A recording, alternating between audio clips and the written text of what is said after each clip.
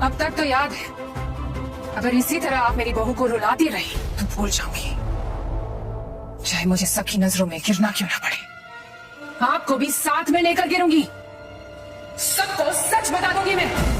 कहानी की शुरुआत वहीं से होती है जहां काजल अपने बेटे क्रिश को बचाने के लिए एक बड़ा खेल खेलती है। उसे साफ पता है कि अगर सच बाहर आ गया तो अरमान का गुस्सा सिर्फ बढ़ेगा ही नहीं। अभीरा, अरमान और क्रिश के बीच चल रहे इस पूरे खेल में अब कहानी और भी ज्यादा उलझती जा रही है, जहां एक तरफ अरमान का गुस्सा लगातार बढ़ता जा रहा है, वहीं दूसरी तरफ अभीरा खुद एक ऐसे मोड़ पर खड़ी है जहां हर सच्चाई उसके सामने धीरे धीरे खुल रही है। और इसी बीच काजल ने एक ऐसा कदम उठा लिया है जिसने पूरी कहानी का रुख बदल दिया है। उसने सारा इल्जाम विद्या पर डाल दिया है और अब विद्या बुरी तरह फंसती नजर आ रही है, बल्कि वह किसी को भी नहीं छोड़ेगा। इसलिए वह एक चाल चलती है और पूरा दोष विद्या पर डाल देती है। बाहर से देखने पर लग रहा है कि विद्या ने ही सारी गलतफहमियां पैदा की हैं, लेकिन असल में कहानी इससे कहीं ज्यादा गहरी है। अब जैसे ही अभीरा पोदार हाउस किसी काम से पहुंचती है, वहां का माहौल पहले से ही काफी तनावपूर्ण होता है। काजल और विद्या के बीच जोरदार बहस चल रही होती है। दोनों एक दूसरे पर आरोप लगा रही होती हैं और बात धीरे धीरे हाथ से निकलती जा रही होती है। और ठीक उसी वक्त अभीरा वहां पहुंच जाती है और पूरी बातचीत सुन लेती है। जो कुछ भी अभीरा सुनती है उससे उसके पैरों तले जमीन खिसक जाती है। उसे समझ आने लगता है कि कस्टडी पेपर्स सिर्फ एक कानूनी मामला नहीं था।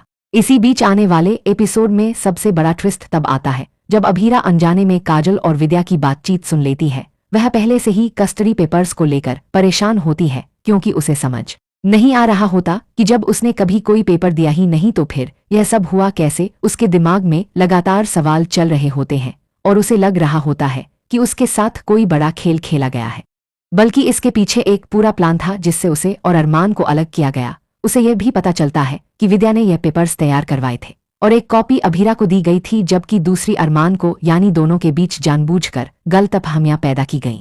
अब अभीरा के अंदर गुस्सा धीरे धीरे बढ़ने लगता है। वह सोच में पड़ जाती है कि आखिर किस हद तक उसके और अरमान के रिश्ते को तोड़ने की कोशिश की गई। उसे यह भी समझ आने लगता है कि सिर्फ एक या दो लोग नहीं, बल्कि इस पूरे खेल में कई लोग शामिल हैं।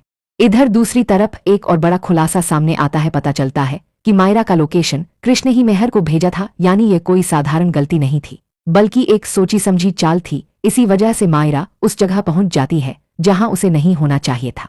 ये बात जैसे ही सामने आने वाली होती है, दादी सा वहां से चली जाती हैं, लेकिन काजल यह सब सुन लेती है। काजल तुरंत समझ जाती है कि अगर यह सच अरमान तक पहुंच गया तो कृष की जिंदगी पूरी तरह बर्बाद हो जाएगी, और इसी डर से वह तुरंत तानिया को रोक देती है।